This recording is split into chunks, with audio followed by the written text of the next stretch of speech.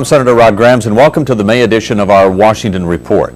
Now, as we approach the new millennium, one of the most difficult challenges facing our country is the manufacture, the sale, and distribution of illegal drugs. Drug abuse is a daily threat to the lives of young people and to the health and safety of our families.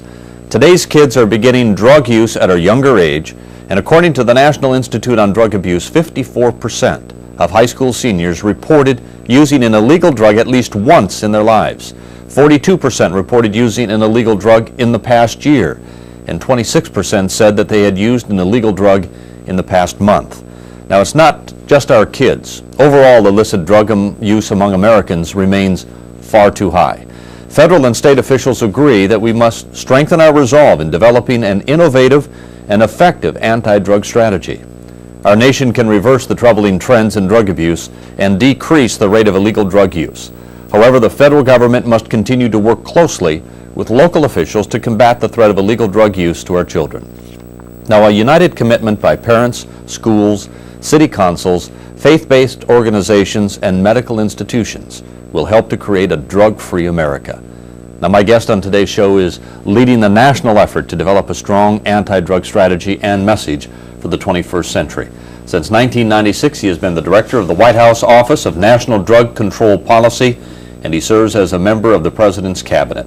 He is General Barry McCaffery. And General, thank you very much for taking your time to join us today. Senator, glad to join you. And I think just talking with you briefly, you said at this point you are the longest serving drug czar at this point in our history? Yeah, well, there's been probably 4 of us in the modern era, and I've gone over 3 years and really been honored to have been part of it, to be part of the team effort. You know, it's really Attorney General Janet Reno, Secretary Donna Shalala, Health and Human Services, and Secretary Dick Riley in Education are really the central part of what we're trying to achieve.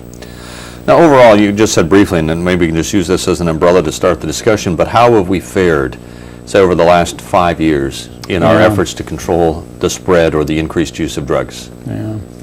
Well, I think we've got a shocking problem. That's sort of the bottom line. There's 6% of the country are regularly abusing drugs. 13 million Americans. And I've argued if you pick up any single problem in our country, whether it's a criminal justice system, industrial accidents, health care, you'll find that drug abuse, to include alcohol, our most dangerous drug, is really at the heart and soul of a lot of it. We say it's 14,000 dead a year and $110 billion worth of damages. So we've got a problem. And the problem is exacerbated because our kids started to use drugs again. The attitude started going the wrong way about 1990, and for 5 years straight, drug use and attitudes worsened among American youth. Now, having said that, if you look at it in a 15-year time frame, drug abuse in America is down by 50%. Cocaine use, casual cocaine use, down by 70%. Drug-related murders are down by 1/3. If you look at the transportation system, 9 million workers, they're all now, thankfully, thanks to congressional legislation, they're part of a drug-free workplace. They're subject to drug testing if you get on a plane or a train or pass an 18-wheeler. There's a lot of good news there, and even some modest good news in the last 2 years. We've seen youth drug use rates level off and actually declined last year almost throughout that age spectrum. Not only illegal drugs, but also alcohol and tobacco. There's encouraging news, but we've got a 10-year, we would suggest, strategy in which we got to take the current levels of drug abuse and cut it by more than half. And I think that's doable. So overall, despite all the mountains of bad news that we hear a lot of times, this is a war that we can win and shouldn't give up on. Oh, no question. Although, you know, I've argued, Senator, that it may be more helpful to you and I and our families to talk about this drug abuse problem as a cancer affecting American society as opposed to a war. And I say that because I think the metaphor of cancer allows us to more effectively focus on prevention as really our predominant way of focus on your children. You know, if you want to fight a war on drugs, sit down at your own kitchen table and talk to your own kids. Then it also gets us into this notion of treatment. we've got, there's 270 million of us. Most of us don't use drugs, but unfortunately, 4 million Americans, the number we use, are compulsive chronic drug addicts. Mm-hmm. And that's a lot of the damage in our country. It's our own view, particularly the Attorney General and I, that we've got to go to that criminal justice system.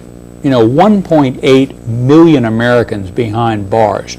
And we got to get those people who are incarcerated, 50 to 85% of whom have an alcohol or drug-related problem.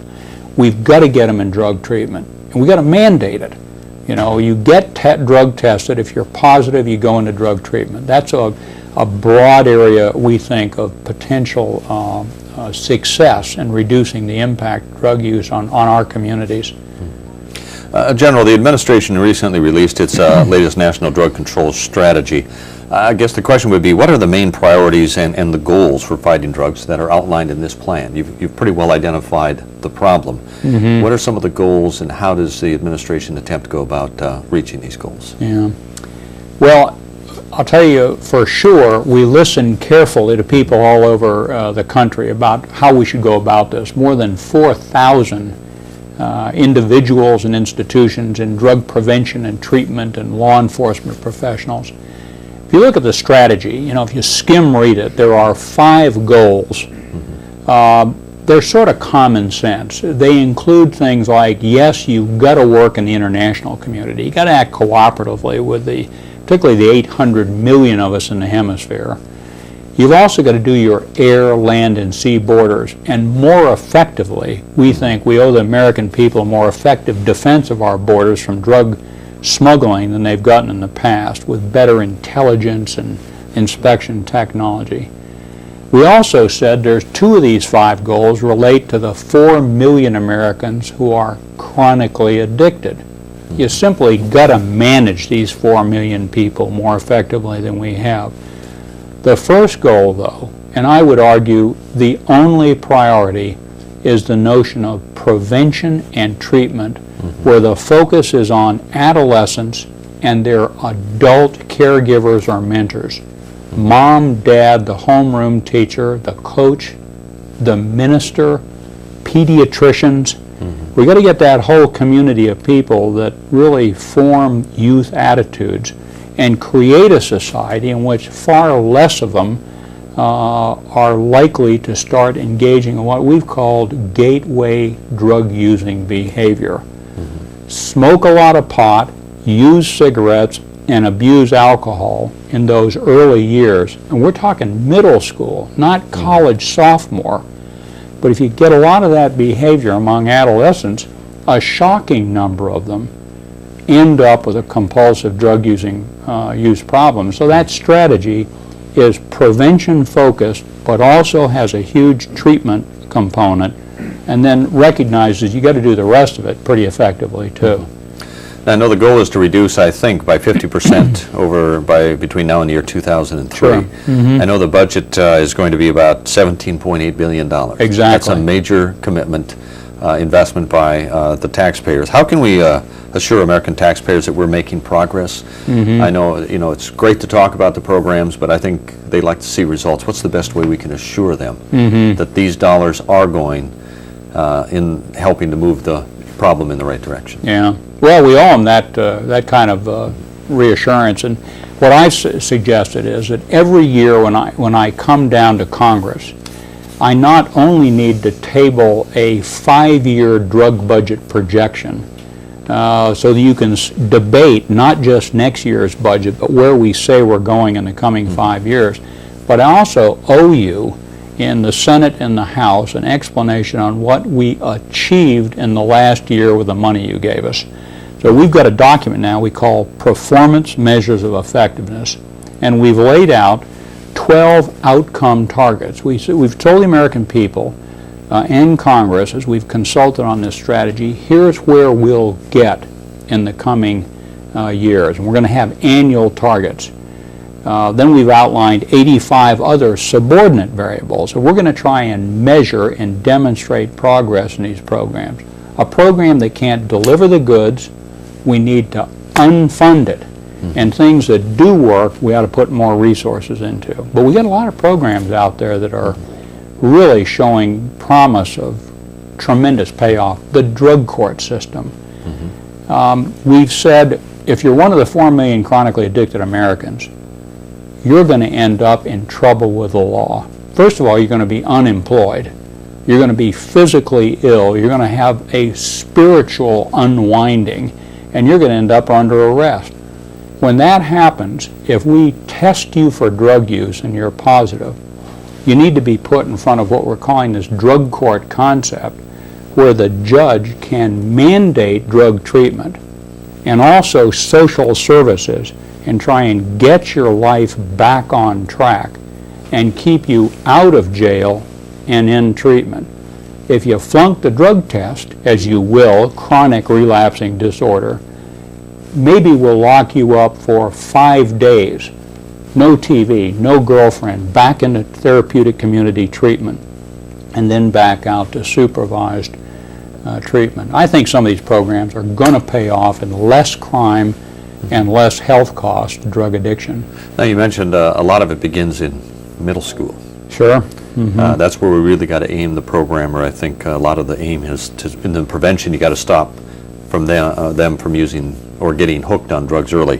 What is the current trends right now in drug abuse among young people, especially in some of the areas general as marijuana use, methamphetamines, crack or powdered cocaine? Is that also in the younger ages as well? Yeah, I think so. We've got some surprising changes to the dynamics of this drug abuse problem. In the 70s, it was college kids smoking pot. In the 90s, young people in America leave the 6th grade where they know about drug use and they are adamantly opposed to it. In middle school years, they encounter it, and you start seeing significant rates of exposure to inhalants, where your own 10-year-old is inhaling kerosene or Ready Whip cans or industrial solvents. That's when they first get exposure to drinking beer, smoking cigarettes, and smoking marijuana. That's sort of a cluster of activities. Now, people ask me what the most dangerous drug in America is. I'd suggest it's a 12-year-old smoking pot on weekends. That kid, statistically, is 80 times more likely to have a compulsive drug use problem later on in life. So it's really an early youth phenomena. So as you read at the beginning of the show, by the time they're high school seniors, 1 out of 4 may be involved in monthly drug abuse. It's still abnormal behavior. Most kids are not using drugs, but unfortunately a shocking number are, and that's where our drug abuse problem 10 years from now will be based. Now, you mentioned inhalant abuse. Yeah. I'm a co-sponsor of legislation that would help or enable states to apply for federal funding in order to develop an inhalant abuse prevention program. How does the National Drug Control Strategy raise awareness about the dangers of inhalant abuse? So we've lost 4 teenagers, for instance, in Minnesota last year alone from this. Oh, it's a big tragedy. And one of the challenges is when you ask young people who's tried inhalant abuse, you get a number that's double that of the parents from the same socioeconomic groups. Kids are using inhalants and their own parents say, yeah, I know it's out there, but it's not my children. We've got thanks to bipartisan support out of Congress, we've got a national youth media strategy. We're on television, radio, billboards, the internet. Disney is running a internet site called freevibe.com. America Online is doing a parents resource center. We're going to try and communicate to America's children and their adult caregivers adequate information on drug challenges to them, to include inhalant use. I tell people, and they almost find it hard to believe, we have more 8th graders in America today using heroin than 12th graders. We've got to talk to our children, and it's got to be from credible sources of information. The parents, the homeroom teacher, the minister. It's local people that create attitudes. When you say the minister, what do you think is the proper role for faith-based organizations in preventing drug abuse? I talked recently to what is called Minnesota Teen Challenge, which is a group, it's an audience of religious groups that favor legislation that would allow faith-based organizations to qualify for federal funding in order to help in those areas. What do you think the role is of faith-based organizations in helping in reducing the drug abuse problem we have?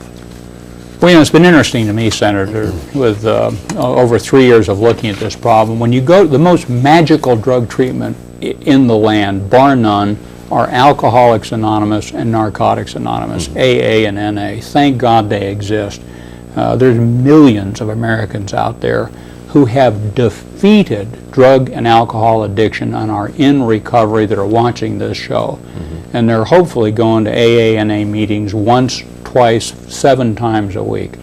When you look at that program, the 12-step program, one of them is surrendering to a higher power. So, you know, a joke I have is when I'll go to a publicly funded drug treatment facility, and we are a secular nation, and I welcome the, you know, the exclusion of organized religion out of government affairs. But when I go to one of these treatment programs, I once asked, is there a spiritual component to what you're doing here? And the director of the program said, well, yes, but with a small s. And so I think when I'm out of this job, I'm going to write a book about the drug challenge in America, and the title's going to be The Big S, the capital S, because I'm starting to believe, as I look at programs that work, an awful lot of them that are organized by religious organizations, whether Islamic, Christian, Jewish, having a spiritual component to recovery is a huge power that we ought to capitalize on. We're going to take a break right now, and I'd like to come back and talk about high-intensity drug trafficking areas, a very important concept, and we hope for your support. We'll be back in just a moment. The average kid doesn't get straight A's. The average kid could live on French fries. I could live on pizza and ice cream. Gummy bears. The average kid trusts their friends more than anybody. The average kid is totally bored. Totally bored. The average kid has a lot more on their mind than you think. The average kid is pretty strange. The average kid has been offered pot. The average kid thinks everybody else smokes it, but the average kid doesn't. The average kid is anything but.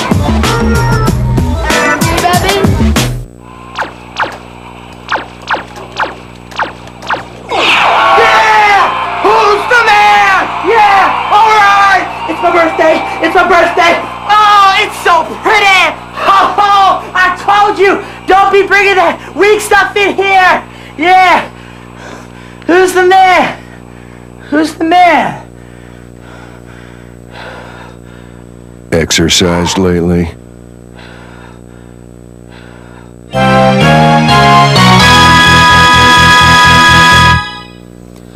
And thank you again for joining us today on our Washington Report. Our special guest today is General Barry McCaffery, who is commonly known as this nation's drug czar, member of the President's cabinet, etc. And General McCaffery, thank you very much again for being with us. I'm glad to be with you. Talking about high-intensity drug trafficking areas known as HIDA. I've always believed that the effective federal and state partnerships can help address the problems. In other words, if you can get more coordination with what everybody is doing and working together, you can have a more formidable force. What is your vision for the role of the states and local communities in contributing into what is a national fight against drugs? Well, you know, essentially law enforcement is local in nature. We don't really have a federal police force, or even for that matter, very large state institution. So in the last few years, we've developed and begun to implement across America a program called the HIDA program, High Intensity Drug Trafficking Area. And we began with a few of them, 5 of them. We're now up to 21 designated localities where, again, thanks to your support, among other senators, we have a modest amount of money we've brought to bear, $2 million to $9 million on each of these HIDAs. I guess the maximum one is about $11.5 million. And it enables local law enforcement, state law enforcement, and the federal agencies and prosecutors to form task forces to try and focus on not just low-level drug criminal activity, but against a whole network of money laundering, precursor chemical control, and retail and higher order criminal activity. It's working out magnificently, a tremendous boost to smart cops around America. What criteria and sources of drug control data do you consider when you're assessing the need to establish a new HITA? Like I said, Minnesota is looking to get involved, and I hope maybe we can encourage you to come to Minnesota and talk about this with some of our local officials in establishing such a program in our state. Well, I'd welcome the chance to come up and learn more about the local needs. You know, one of the things I've told people, this drug abuse problem in America is not a problem that can be stated as one of the cities, one of poor people. It's not a minority problem. It's a problem that you can't escape from in America. You know, we'd say 7 out of 10 drug abusers have jobs. It's overwhelmingly white people. You know, African Americans are 12% of the population. They're 14% of the drug abusers. So you go to places like beautiful Indiana, Kansas, Missouri, and find these atrocious levels of methamphetamine criminal activity, and also Arizona and Hawaii, as well as New York City, Chicago, and the huge metropolitan areas. So I'm sure your state is facing some severe threats from criminal organizations. How has the programs worked in the past? You said there are some already established. How has HITA been doing? And is it a program worth, an innovative idea of expanding these? Senator, it's spreading like wildfire. You know, we had 5, there are 21 today. I'm about to designate 4 more out of 9 applicants, and there's a bunch more in the queue. I think it's an idea where these very cunning police officers and the federal agencies, particularly the DEA, the FBI, and Customs. We also got the IRF and the Alcohol and Tobacco and Firearms Bureau involved in it. They're putting together these task forces regardless of whether there's federal dollars on the table. When they do, they make a huge impact. So you can look at examples like New York City, San Diego, Miami. I mean, if you can do it in New York, you can do it anywhere. And they've taken this huge problem and literally cut the consequences of criminal activity in half. It took them 6-7 years. Miami's gone from being a nightmare to enormously improved in 10 years.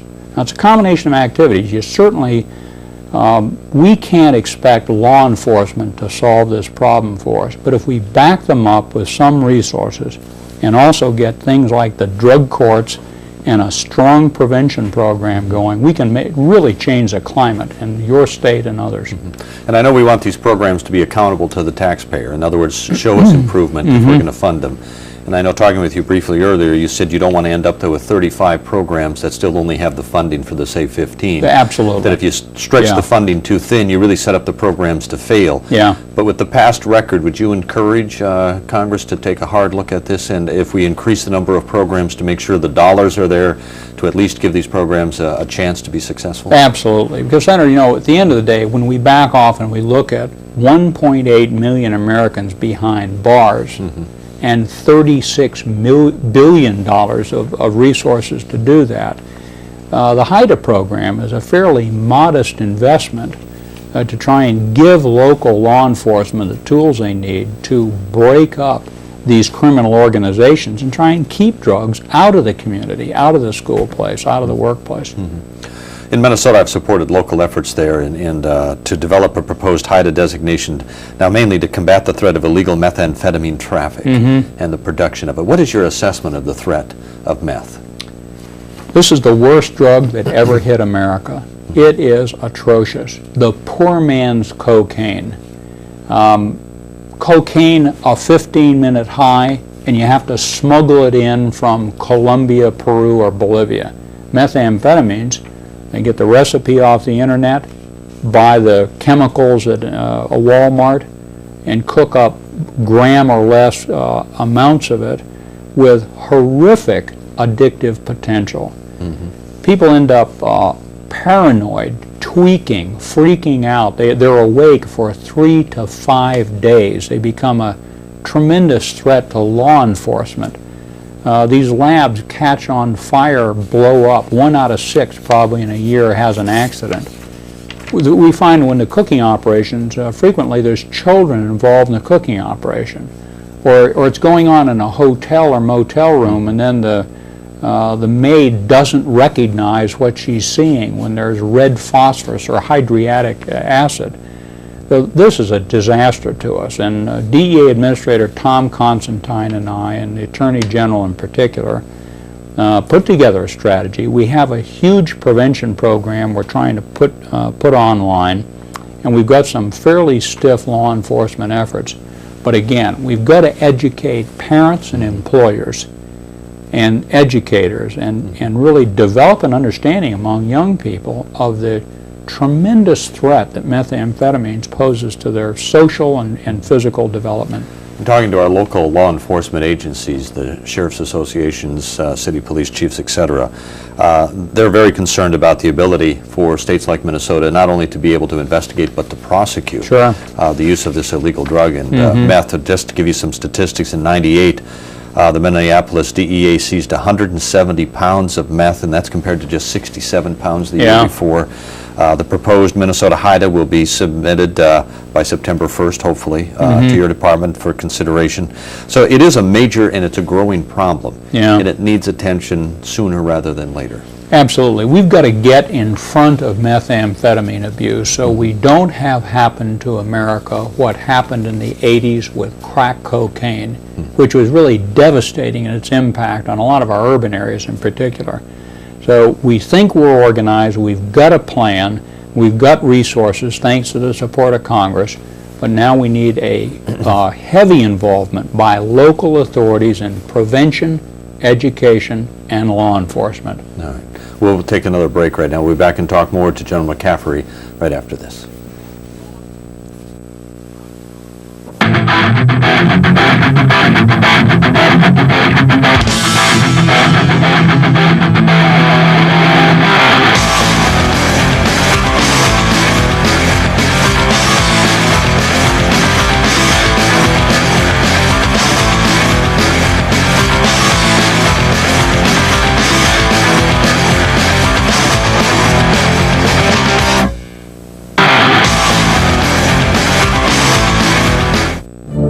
Over 2 million acres of our wildlands burn each year, and hundreds of homes are lost as a result. At least 50 homes were burned to the ground. Dozens more were damaged as fires raced through dense brush and steep canyons. Flames don't know the difference between forest, rangelands, and homes. Learn how you can fireproof your home. For more information, contact your local fire protection agency, state forestry office, or the USDA Forest Service.